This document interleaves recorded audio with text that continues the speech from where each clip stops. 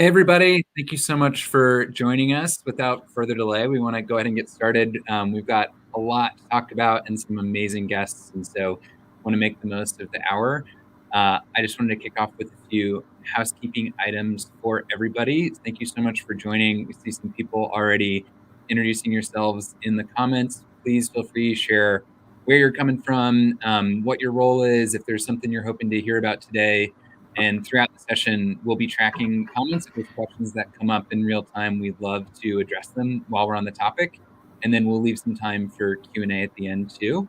Also, just wanted to say this session is being hosted by Pond. My name is Mitch Stein. I'm the founder and CEO there.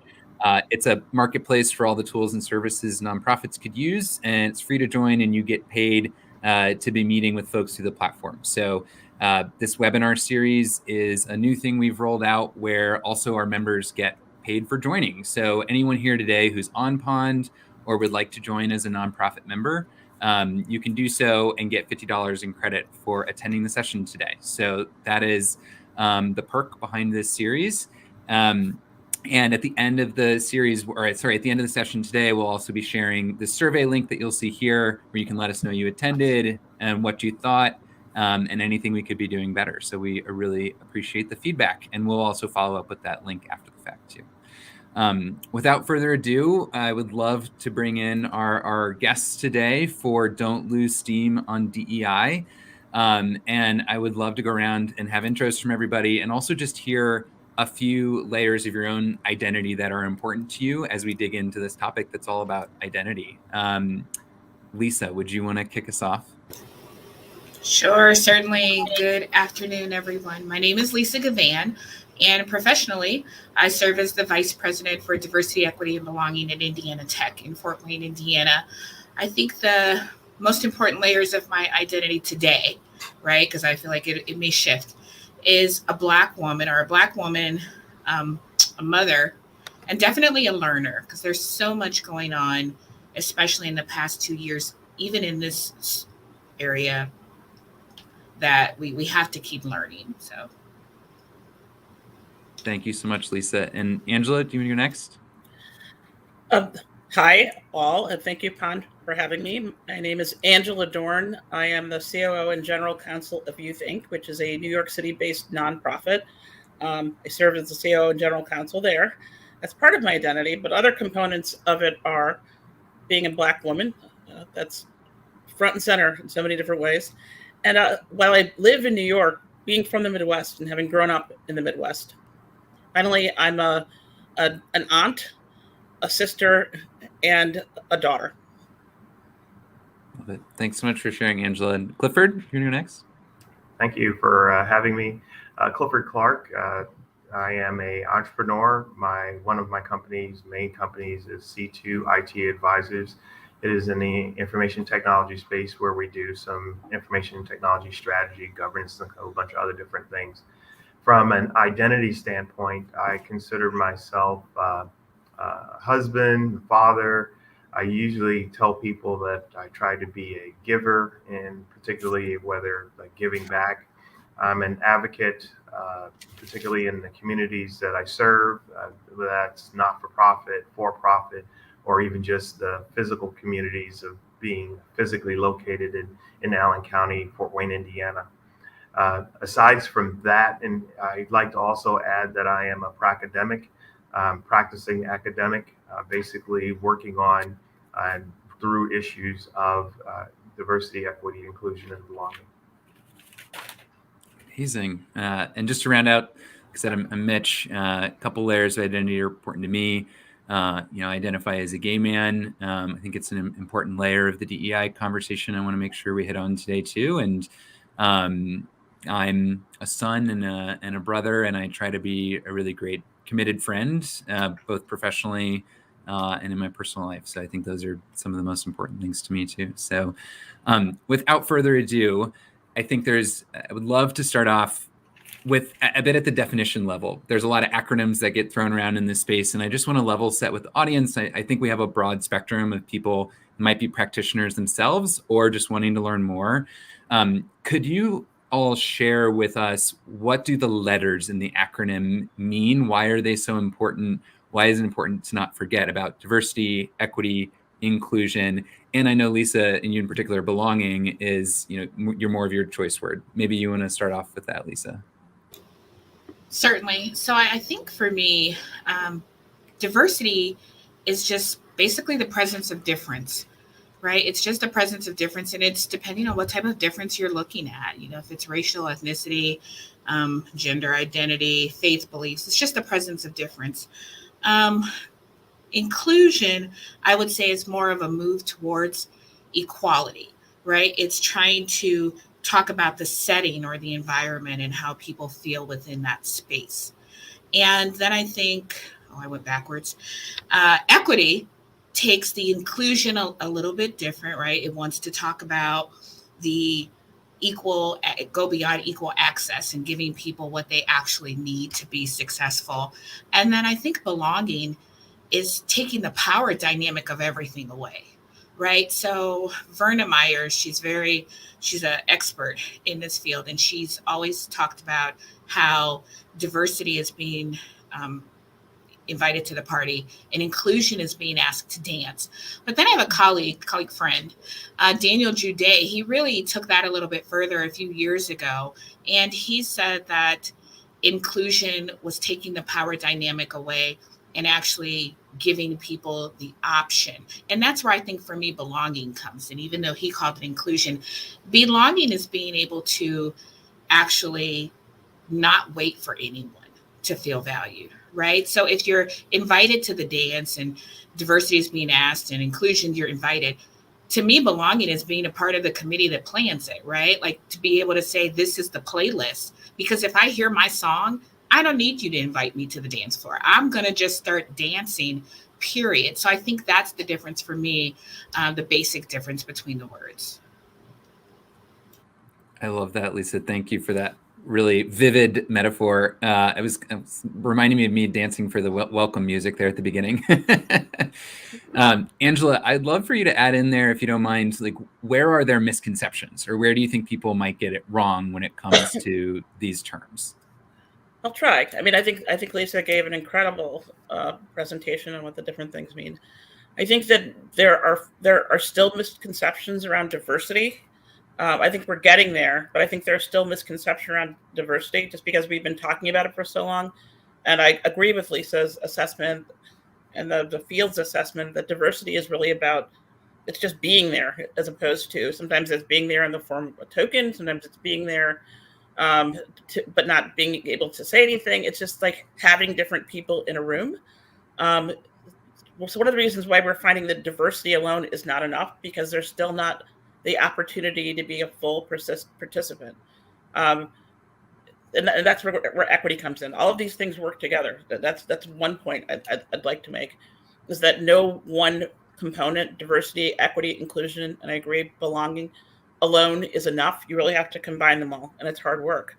I'll just go with the equity point. A lot of people have seen this where you have equity. To me, is like providing people the tools to have equality. Equality of opportunity is they're great words, but if I'm not educated, I have no opportunity to get it, or I'm disabled and I can't get into your building. It's great that you're willing to hire me, but I still don't have the tools to move forward. And then that's breaking it down in terms of really basic levels. But I'm trying to give an illustration of how all these things work together.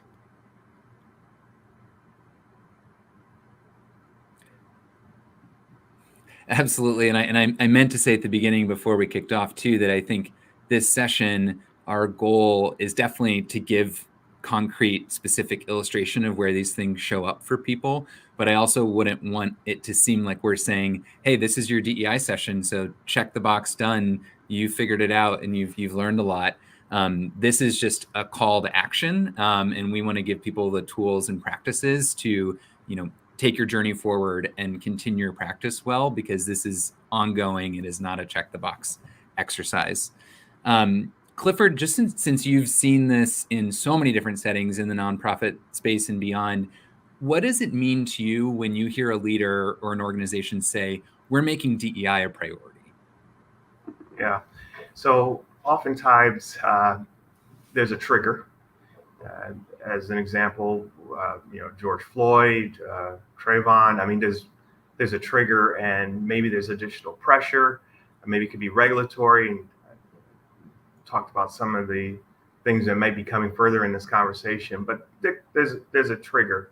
It could be change of heart. I think all of those things have a different play on how a particular leader might look at diversity, equity, inclusion, and belonging within their organization. Whether they feel it's something they have to do, whether that's again the exercise of checking the box, a regulatory type of thing, maybe social pressures or anything of that nature, or something that they realize that we really should do this, right? And we need to do it because it's the right thing.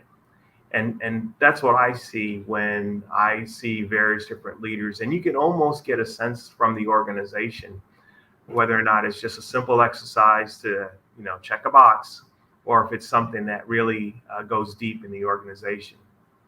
And Angela and Lisa gave great examples already of DEI. And I just like to add, I won't try to expound any more on the DEI side, but that belonging. I love what Lisa said about you're hearing your music, and you don't have to be invited to the dance floor, like you just want to dance. And I think that that's really where, particularly in these days, we have a lot of D, E, and I, but we don't have enough of the B. Awesome. And I think when it comes to that, making DEI a priority, that comes from two directions in my experience. You can have managers that are advocating for that and leaders advocating for it across an organization. And you can have more junior people that are pushing people higher in the organization to make it a priority. Angela, I know since you see this across so many different nonprofits in the Youth Inc. network, I'd love to hear your view on where do you see effective ways that senior people advocate for real prioritization, and where do you see the right ways for junior people to make that change too? Because both sides definitely can. Okay, I'll try to speak to that. At our organization, as Clifford talked about, there was kind of a trigger in terms of our focus on DEI work. We had already been doing the work and had 2-day sessions on DEI, especially from the racial equity lens. And we felt like we were uncovering some things just in terms of our own internal biases and not necessarily being completely able to communicate so well with each other about uncomfortable subjects. And then we're a very diverse workplace. You think is diverse from at the senior management level, the mid management level, and the junior level.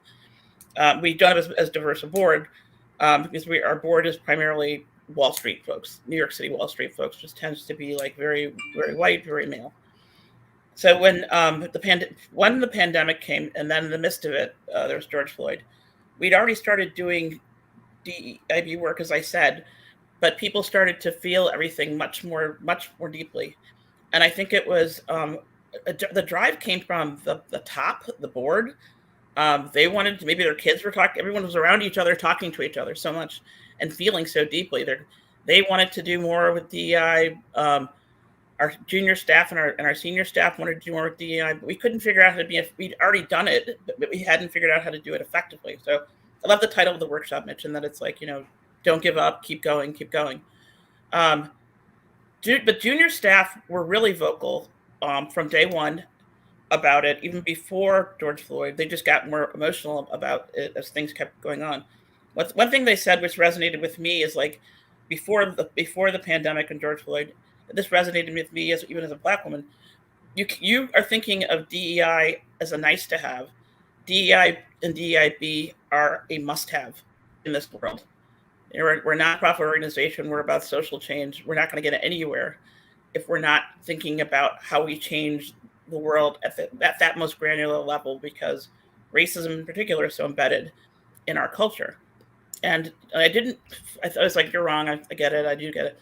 But as time passed, I'm like, well, I've been reading about these things forever. I need to rethink things myself.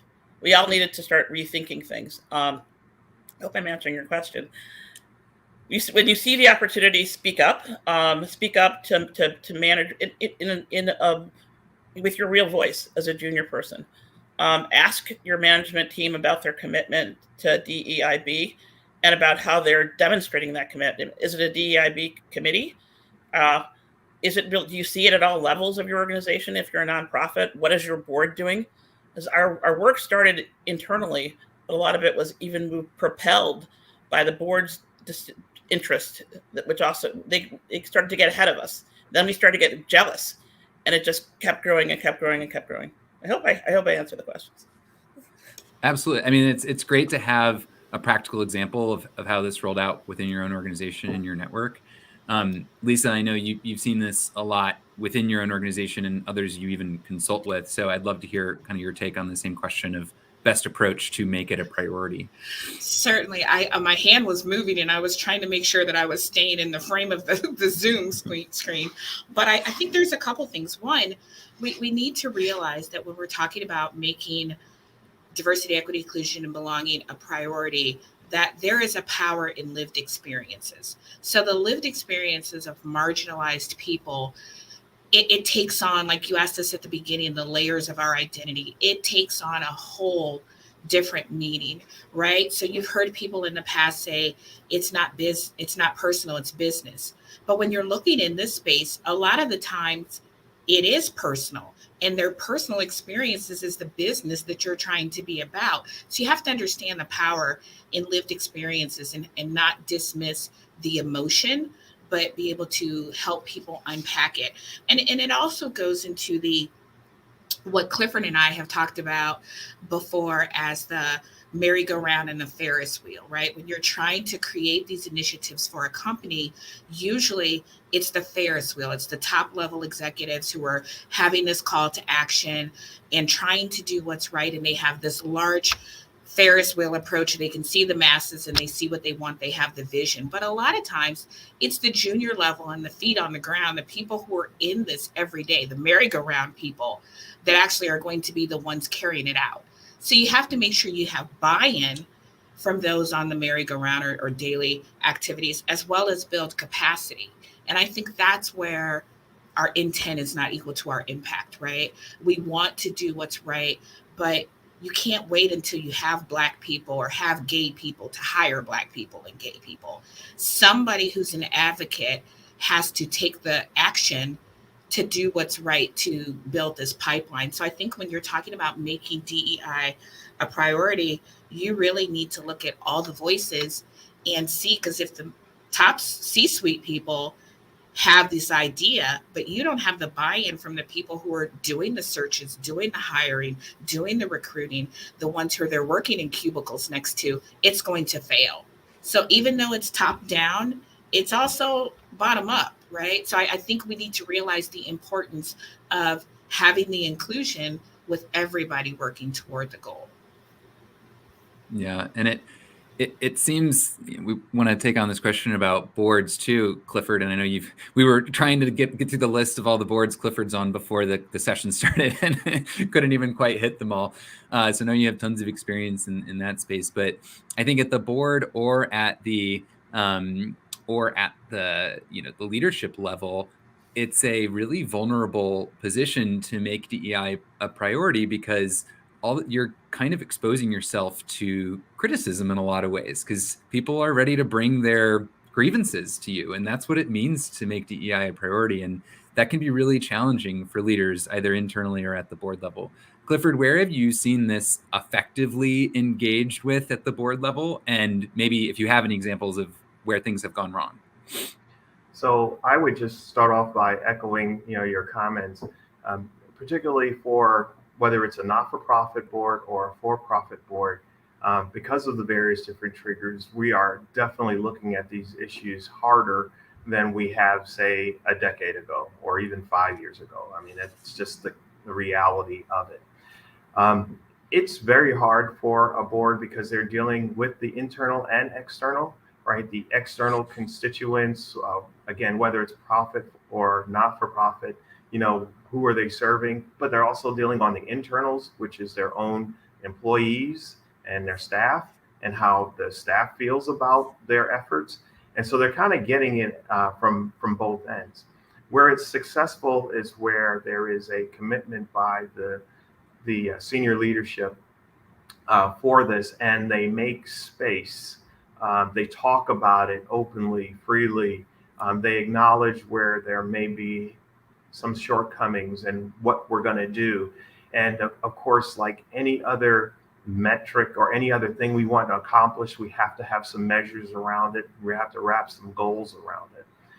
The one thing that I always like to mention about issues of diversity, equity, and inclusion is that a lot of times, particularly in business, a lot of times the question is, well, what does this do to my bottom line? Does it help or hurt my bottom line? And there is enough evidence out there that a diverse employee base helps your bottom line, right? You have more diversity of thought. And again, we don't have to just settle on issues of racial or gender, but there's age. There's just so much that's out there. And I always like to use this example that if you've ever walked up to a door with both hands filled and put your hip to the little button that opens up the door, the automatic door for you, that benefited you, even though it was initially designed for people with opportunities of mobility, right? If you've rolled something up on a ramp, again, the same thing applies. And so a lot of times people feel that this is just a narrow band, and it is not. We just came off of Martin Luther King's holiday. And again, a lot of times people think about, okay, this was just a black-white issue. No, this was an issue of equity for all people. So I hope that helps answer some of that question. Can I comment on that question? I think it does. Can I comment on that question as well? Of course, please. I loved your remarks. I have very strong opinions about the board level of involvement in the nonprofit space in particular. So I talked about how we all got involved in DEIB, but we did it at different levels. The board was looking at DEIB in terms of its own, its obligations to the organization in terms of what it looked like itself. And I said it's not a very diverse board. Right at this moment, it's working on diversity. It was like, well, we've always said we were going to do something about it. We're going to set some goals around becoming more diverse in all different ways across the spectrum. And they also looked at it in terms of how we serve our other constituents, which is our nonprofit partners. Our nonprofit partners spoke to the board about YouthInc and their experiences as like people of color working with YouthInc. So they did their own work. They set their own goals. We did issue a joint statement of commitment about what our goals were, not that we had reached them, but that we had a commitment to DEIB. The board was aware that the staff was also going through a DEIB journey, but they were not involved in the day-to-day components of that journey. And staff and board worked closely on the board initiative so that more staff came to know the board, and that was in its own way a part component of equity and belonging within the organization. But we also have gone through a staff level journey where we're working on our goals and action planning those goals and setting measurable objectives for it. So I think everybody needs to go through it. I think it can be very difficult in the nonprofit arena if boards are trying to manage, because they don't know anything more about it than the nonprofit itself. And in fact, they know less quite often. And Mitch, you did ask, where does it fail? It fails when boards do it for the wrong reason. If they are truly just a matter of, cover one's backside or just checking the box, those usually go down pretty disastrously. It's very transparent, or others outside and inside see that it's not genuine, and therefore it fails. And oftentimes that's demonstrated because all of a sudden you want to do everything instantly, right? You want to, every single opportunity, you want to flash that you've got that one covered. And again, it's not genuine. Great. Yeah. Thank you for all that input. And I know you talked about both Clifford and Angela, some of the differences in the for-profit or nonprofits. There's a lot of similarities between for-profits and nonprofits. maybe Lisa, you could start off with this one. What are unique considerations of DEI in a nonprofit? Because I know you've been a practitioner in both settings. I don't know if I would be the best to start off with this, but I'll give some general comments. I think for me, it's just understanding if you're going to be a board that is heads in and hands off, or vice versa. And I do go with what Angela said about sometimes boards don't know. However, I do think for either board, there's an opportunity for board development, right? I feel like there's opportunities for training, implicit bias training. There's also, I think, one of the responsibilities of board members is to make connections to the community and for you to leverage the impact they have in other sectors. So I'll just be very transparent. We just had Dr. King's holiday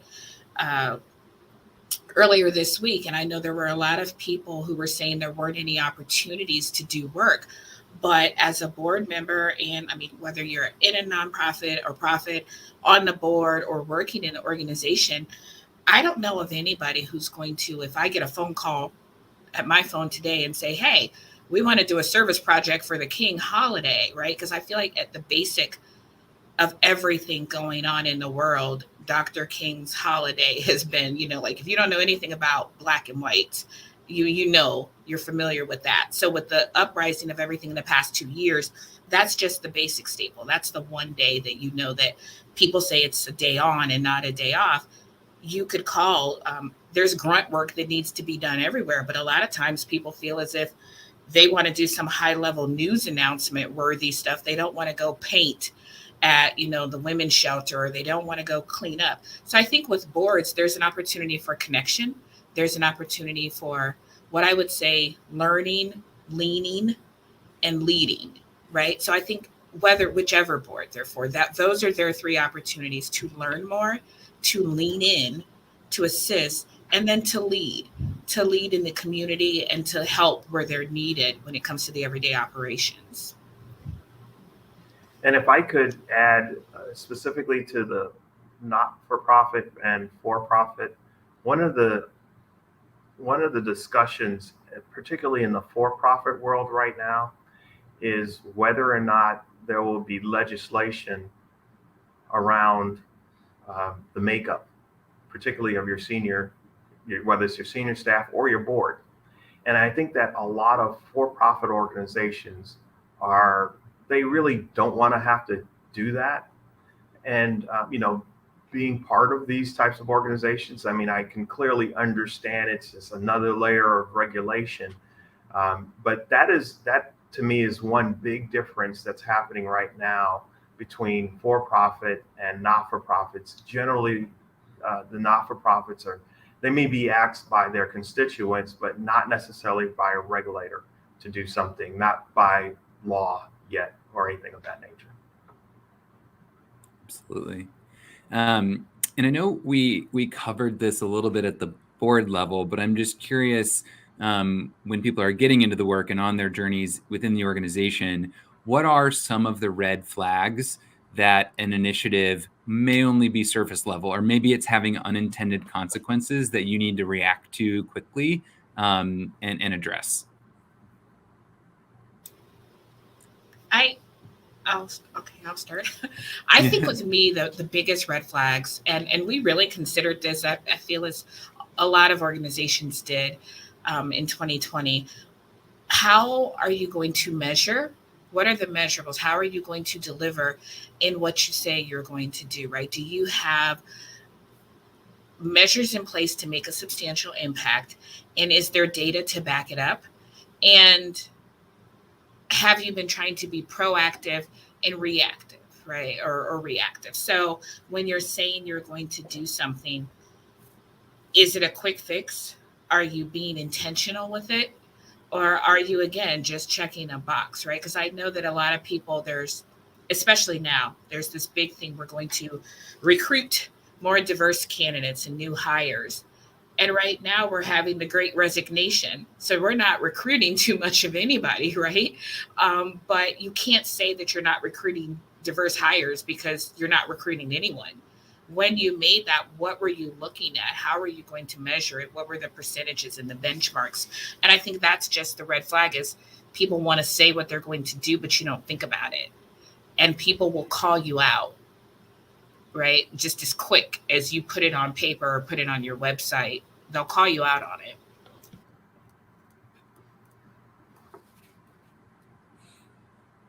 Angela or Clifford, do you have any experience with that too? I have some. I think that I agree with all the items that Lisa mentioned. I think that some of the other red flags are a feeling that there's a lack of buy-in, and I think that lack of buy-in often at the staff level when you're talking, or is coming from some of the things that Lisa's has discussed. Feeling like there's that the DEI initiative is not a group discussion, but a mandate from higher up, and a higher up that maybe doesn't really know what the issues are or what needs to be done. There's been no discussion. There's no inclusion in terms of talking to everyone about where are we?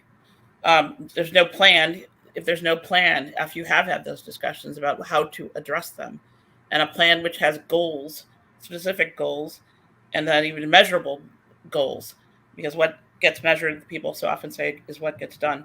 So, and finally, I'd also say, like, if there's like a lack of time associated with getting your DEI work done, people will not believe that it's real, because it does take real time to have these conversations and to come up with an approach to address even minimal change, let alone massive change. And we know that just from living in the United States of America for so long. You have to really dedicate the time and attention to thinking about how are we going to change this problem.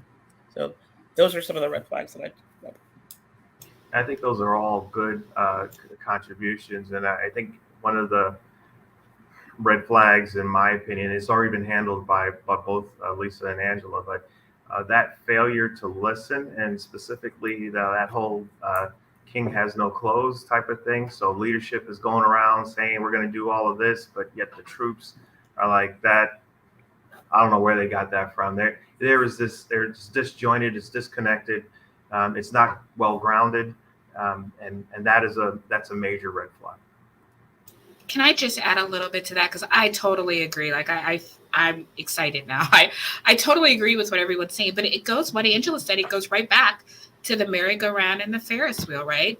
Leaders make these decisions and don't understand how the people working every day handle it, right? So we talk about shifting culture, and we do employee engagement surveys, and we do, we use climate studies and everything. However, if you are not looking at the data, isolating the data, when you only have 8%, say, people of color, and we did a climate study and everything came out that everyone was having a wonderful time here at this place. What did that 8%? Because that 92% is definitely going to just watch that 8%. You have to isolate and look at the experiences of the others that you have, whatever others you're looking at, right? So you have to look at that. And I don't think we do that well. So when it comes to red flags, I wouldn't bring Clifford into my company and say, we're going to redo all the technology university-wide, and he's going to show us in 30 minutes how all our updates work. So why, if I'm seriously and intentional about changing and shifting culture, would I bring a DEI expert in to give a lunch and learn 25-minute talk? Right? You have to be consistent. Yeah, that's so important, Lisa. And I think when it comes to red flags, one thing I'd love to get a layer more specific on too is the differences between engaging the folks within your organization who are people of color, historically marginalized, around DEI work. Because this is something I've seen a lot of, where it's like, oh, we have a Black person on staff, so they're going to lead the charge on all of our DEI initiatives. But you also mentioned it's important to engage the audience, and you don't want to do things without them. What is the right balance there to not be burdening people, but make sure you're engaging them kind of on their terms? I'd love to hear some practical advice for that. Yeah, I'll start, because I know these ladies could probably say a whole bunch more than I will. But I think the as you mentioned, oftentimes they look at an individual, irregardless of how they feel internally, whether they're an introvert or extrovert, and they look at the stereotypical things or the things that they feel are pretty obvious, and then they kind of, with the wand, point, that person, oh, as you mentioned, you're Black, so, lead our diversity, equity, and inclusion. And, there's that subtext that it's only a racial thing when diversity, equity, and inclusion is so much more than that. I always like to keep reminding people of that. It's so much more than just that. But I think that does put a lot of burden. I think that the opportunity would be to figure out or to ask who else in the organization would like to contribute to this process. And I think that you get a lot from asking folks as opposed to making assumptions about things.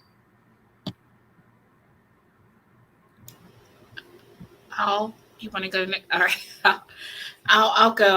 I'll just give a little insight.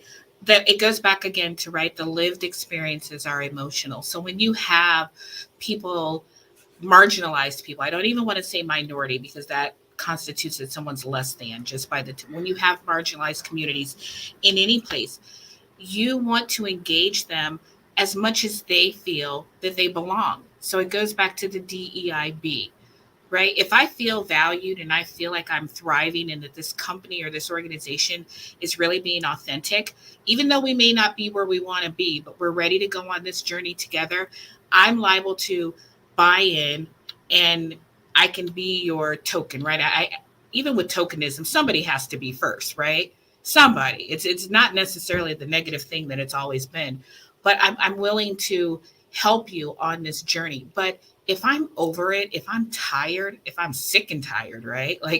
And I'm over it, then it's going to be hard for me to stay, more or less, for you to recruit, for me to help you change your narrative. So even though we want to recruit others, we have to make sure that the people that we have are in a good place. It's like the commercial from the 70s or 80s about the hair care, and it kept going with the box. It's like, and you have great hair, and so on and so on and so on. So when you have a good experience as a marginalized person in a place, you're more apt to tell other people. And what you don't want is you asking me, how can you make it better? And if I can recruit my friends and my families and my college and everybody, and I'm on a job search trying to get out of here. Oh, I'd like to add my 2 cents. Everything that was said was brilliant, of course. Another way to engage people of color is, we often are the people that are turned to, and people aren't necessarily, as has been said, interested. They're disengaged already.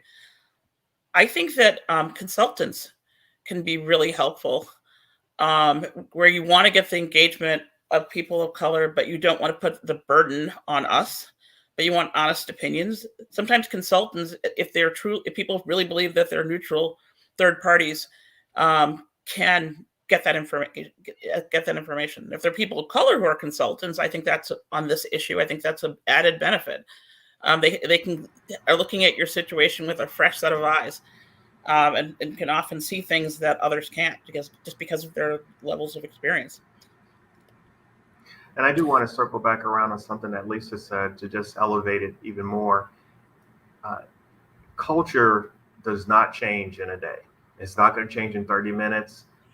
Culture oftentimes takes decades to change. And you go back to the earlier question about, red flags, and, if an organization starts and stops the process, that's probably not a good sign, right? They have to be in it, and it will take a while, and it may not be perfect. But if you really want to change that culture, it will take some time. Yeah, great point. And one thing I'd also love to get some practical advice on, especially seeing a lot of comments in the chat. I think especially in the last 2 years, there are a lot of really well-intentioned white folks in particular, but less marginalized groups or people with more power in organization really want to push DEI. They're like, oh, you're right, we need to do something different, and really well-intentioned. How can they make sure that they're taking more of the burden in the right way, like not overburdening the marginalized groups in their organization, but also, not taking the space that they shouldn't be taking, if that makes sense. I think that'd be helpful guidance for people too. So I was going to just add that I love to suggest that folks get educated. And it's a long-term education. So maybe reading or seminars or, group discussions or whatever. It's not just a short-term one seminar for the year, got the DEI training, much the same as we do the email training from a technology standpoint. It's so much more than that. Just to have a better understanding of the history of how we got to where we're at. And I'll also apologize. It was overcast the whole day. I was sitting in the office, and then all of a sudden the sun decides to come through. So I've been getting up trying to close the blinds here, but it's not working. No worries. I'll add some thoughts on that as well. I think that this in some of the same ways that we talked about how boards might be involved. At least I can't remember what your phrasing is for it, but you think we talk about listening, learning, and evolving, and it's if you want to make things better as a white person, part of it is listening and not being defensive in terms of what you're hearing, learning, either learning on your own, like there are hundreds of great articles out there right now about DEIB and lived experiences of other people. Caste is a fantastic book that really a lot of people resonated with lots of people because it talked about racism and anti-Semitism and a number of other things across countries. And it's not just here, it's everywhere. I mean, so you can learn on your own and then evolve. Like, I think sometimes people get afraid of being called, racist or being misunderstood, or they get defensive. And that is, I'd say that's like the number one way not to be helpful because that cuts off conversation on all ends. And I think with that is the capacity to build relationships, right? Like I'm for experts, consultants coming in to provide a safe space, because a lot of times people will not tell their HR person or their diversity person in-house for fear of retaliation, or just because there's no trust there, but whatever.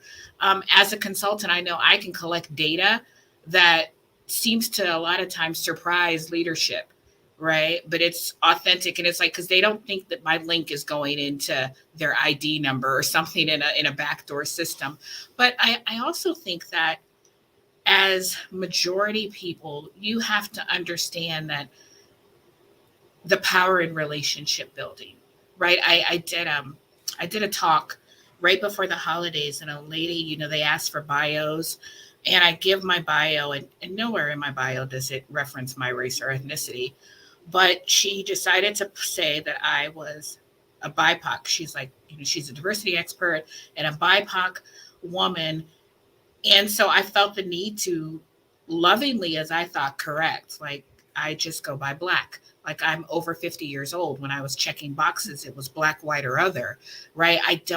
I understand African American. That came out when I was in college. I understand all of these other terms. But for me, being a human, right, because no matter what my education says, I'm a human, I got a little offended when I was like, how are you going to tell me what I want to be called, right? Like, it's nowhere in my bio, but for you to just put this term with me. So I think a lot of times as we're trying to get awakened, right, or become woke, that we put things out there and we don't understand the power of what people want to be called. I want to be called Lisa. Right? Like, there's so much in Lisa. There's so many layers and richness to that. Till I can tell you the other stuff, but get to know me. Let's have a relationship. So when people want to sit there and they send the emails and they have woman, WOMXN, but nobody understands what that means. And then everybody's Googling the email because we want to be culturally sensitive. How about having trainings? How about having conversations? How about letting us know that we're on this journey and engaging the marginalized people in things? And up to their comfortableness. I really believe it goes back to trust. People will help, but don't take over. Know when to pass the mic, when to take the mic, and when to block off the street because it's not your race, just for the safety of the people that are running it. I like that. I love the way you put that out there. I think so many times there's so many assumptions that I always kind of fall back to. We need to have more one-on-one conversations. They have a tendency to be less threatening, right? And so, and I'm specifically talking to the question and say, hey, I have a white counterpart, and they don't know.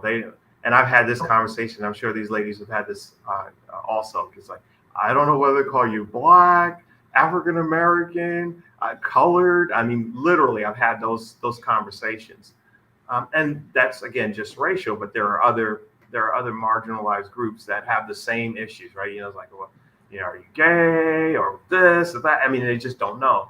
And I just simply say, hey, just if you're in a safe space, if you have a trusted relationship, let's just go in and ask. You can ask for grace right off the bat and say, hey, I'm going to step in it somewhere because I just don't know, but I want to learn, right?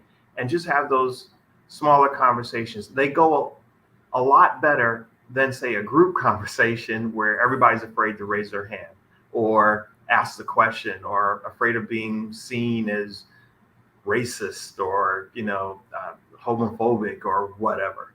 So I really appreciate if others want to help in the fight, seek out somebody and say, hey, look, I want to know, and I'm not going to take your sense as the only sense. I'm going to continue that conversation with others, but I just help me get started on it. Yeah. And one thing that's come up a few times in the chat here, I want to make sure we hit on so many layers of diversity within the DEI conversation. I think disabilities, as people have pointed out, is one that can often get overlooked and is one of the most profound, and I would argue actionable ways to make your organization more accessible for different types of people. I would just love to hear if anyone has some feedback on that topic in particular. Sure. I was just about to interrupt and say, can we answer? I believe I wrote down Angelina's comments, because there are so many layers of intersectionality to who we are, and the culmination of those layers and the dual minoritization or marginalization of those is extremely important. I know we don't look at it. We tend to look at diversity a lot as this Oreo cookie, blacks and whites coming together and singing Kumbaya at the end of the day. And it's not that at all, right? So when you look at abilities, then we have to be cognizant of the fact that when we're having our meetings, right, and there needs to be microphones, because being hearing impaired is a disability that I may not have to share with you up front, but your microaggressive behavior, feeling that you can just talk louder, but it's not clear to me, right? I should not have to raise my hand in a room and say, I need a mic.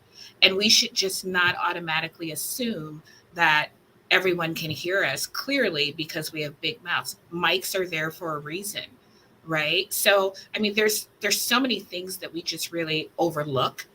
And it's up to people to bring it back to the forefront.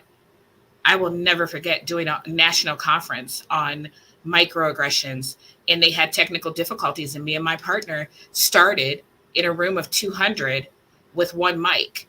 And we were going back and forth, and the people were like, you're breaking up. And one of the cards we asked for questions was, I can't hear you. Could you stop moving? And we shared it, and the lady was like, I didn't mean to call you out. And I'm like, but call us out to bring us all back in.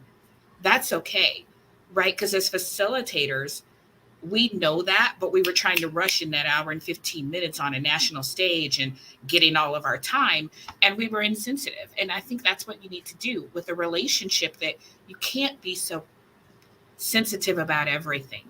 You have to let people help you, teach you, because we are learners. So I think disability is a big thing that we really need to keep in the forefront, and we need to do more research and stop letting everybody who's a diversity expert think that they know everything about all realms of diversity, because people have specializations. Yeah, and I would definitely agree with that. I would mention the the automatic door and the ramp or the sidewalk, or there's so many, like the ticking um, sign walk, the walk sign and things like that. There's just so much, a wider door. I mean, okay, I'm going to make a grand admission here, right? There are times where I have gone in where there's nobody else in the bathroom and I've used the larger stall, okay? Right? These, because I was getting dressed or something like that. But the point of the matter is that we oftentimes think of this is only going to help one group, one vertical, and diversity helps everybody in any of the verticals that we kind of think of, right? It's like even just a different way of thinking, right? You bring a different group of people in, right? And I'm just going to, let's say were all white males, but some grew up in the South and some grew up in the North, and you put them together, they're going to have a different view of things, right? Diversity helps; it doesn't hurt. One quick example that I'd add in there too, where it helps everybody. I think referring to your significant other as a partner is something I've seen a ton of, and it's really wonderful for same-sex couples because they don't have to immediately say, "Oh, me and my boyfriend," or "me and my husband," and now then everyone's like, ears are up, and it becomes a topic of conversation. Maybe it's awkward. And similar, if I just say partner, if everyone just assumes that means I'm gay, or if everyone's doing it, it's better for everybody. And also it's better for straight folks who don't want to have to say whether it's a boyfriend or fiance or husband. Like, it doesn't matter. It just eliminates those questions, and it's better for everyone and makes everyone more comfortable. So I love those concrete examples that people can take away. Angela, I don't know if I didn't mean to interrupt you. Oh, no, it's okay. I was looking at, I agree with what's been said. I think that just people with disabilities, there are lots of disabilities out there. In reality, many of us have them. Many of us will live and work with them before the end of our working careers. But it's still kind of an invisible, because it's not something people talk about. It's still kind of an invisible issue within the workplace. I think one aspect of making it more real is what Lisa suggested, is like, and what some people have suggested in chats, be proactive on this front. The same way that we're proactive by having the larger bathroom, maybe we're proactive by having microphones or by having captions associated with every webinar or Zoom meeting that we have. I also think there are proactive ways to seek out people who are working with disabilities. There are websites that can help you with that. And again, talking to consultants who are experts in that area about how do we make our workplace more accessible to people, all kinds of people, including people living with different disabilities. I also wanted to answer what I saw in a couple of captions. People are talking about getting demographic information or getting understanding employee concerns about the workplace, but your employees may not trust. You can do anonymous surveying. There are ways to do that.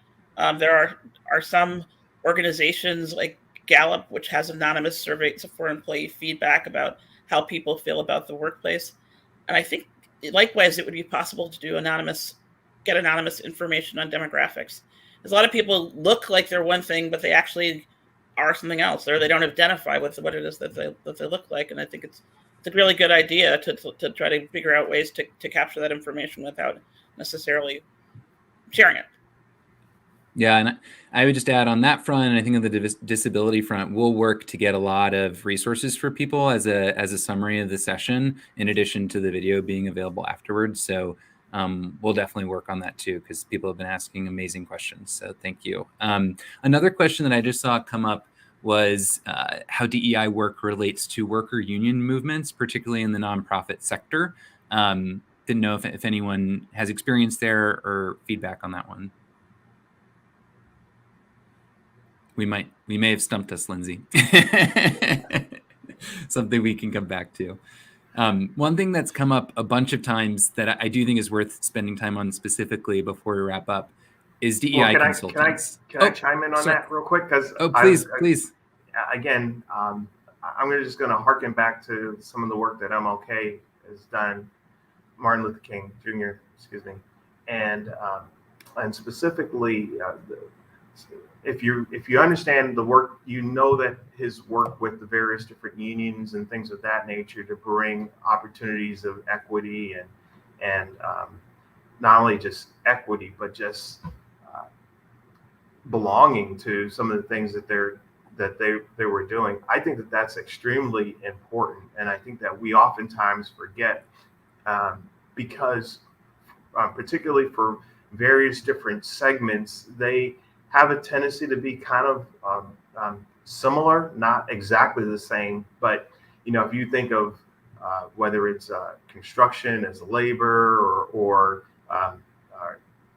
service work or anything else of that nature, we have a tendency to have a strong concentration of one group or another. It's not a monolith. It's not everybody. I want to make that perfectly clear. But those are generally opportunities because those groups oftentimes are not heard. And so whether there is a union opportunity for those people or not, we still need to kind of look at those issues of inclusion. Awesome. Quickly before we wrap up here, because I know folks have a lot to get to today, something that's come up many, many times is the ability to use a consultant or the need for a consultant around DEI. I think it is not a well understood thing, especially at a lot of nonprofit organizations, of how do you get the right funding for that? How do you know the ROI on spending that? Lisa, if you can go first, I would love to just hit home with people when's the right time to bring in a consultant, why you need it, and how to pitch it to the folks that might be the decision makers. Okay, so I'll be quick because I know we're on time. I think the best time to bring in a consultant is when you don't have the expertise in-house, right? Or when you need unbiased opinion on something or a second opinion, or when you need to audit and you don't exactly know, you don't know what you don't know. Right. So you're looking for things as that. But I think you also need to understand that even myself as a DEI practitioner, we all have specialty areas, right? So some people are disability and accessibilities, other people's are cultural competency. So not all of us know exactly the same level of things about all realms of diversity. So you need to do your research. But I think the best way to do the return on investment, the ROI, is just to really look and see. We need a starting point. We need something to benchmark. And when a company wants to see if their sales are down or to get their sales up, they'll bring in a consulting company to increase the sales. So when you want to do the same thing with diversity and cultural competency, then you need to understand that you get what you pay for. And especially in the past 2 years when everybody's, look at supply chain, everybody's cost is going up. Do you really think that in a social justice movement that you're going to get people to do lunch and learns? We have real jobs sometimes, and this is an addition, or we're owning our own company like Clifford, we're an entrepreneur. So understand that good stuff is not necessarily cheap, but there are consultants who have copies of grants and applications that they can help you get funded if that's what you're doing to work with them. But just be intentional. Really look at it as what you're trying to get out of it and how things align. Yeah. Angela, I know you've, especially since you think works with so many grassroots organizations, would love to hear your thoughts on this too, on the smaller end of the nonprofit spectrum. Yeah. So yeah, nonprofits don't have a lot of resources, so it's always a question of what are you spending your resources on? But in the world at large, people also ask that question. And if you're not investing in DEI, there will be funders, there will be board members who will ask, and employees actually, who will ask why, because that says something about how much you value it. I think it should be a lot easier to justify expenses in this area now and going forward. It's hard to not put money and time, et cetera, in this area right now.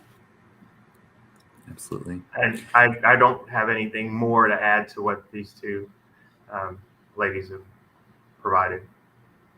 Awesome. I think they're spot on. Well, I know there are questions we didn't even get to, and we had some more to talk about. It's amazing how an hour flies by, and this is such a deep rich topic. Thank you so much for everyone who attended. Thank you, Clifford, Lisa, and Angela.